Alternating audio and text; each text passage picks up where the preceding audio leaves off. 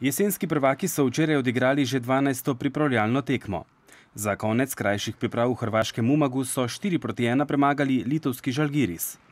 Kot je znano, so bili predtem 14 dni v Turčiji, kjer so prav tako imeli pisano paleto mednarodnih tekmecev. Z nastopi v Evropski ligi je klub dosegel še višjo raven, pa tudi sicer je napredek stalen že nekaj let. Najbolj čutim napredek v celotnem ustroju kluba, v organizaciji, v medsebojnih odnosih, ki so na res vrhunskem nivoju, in potem se to tudi lažje odraža na rezultatih ter v zadovoljstvu igralcev, ki so v tem klubu in ki vedno dajo svoj maksimum, dajemo svoj maksimum. V nasprotju s prejšnjimi prestopnimi roki tokrat pri vijoličastih ni nobene spremembe.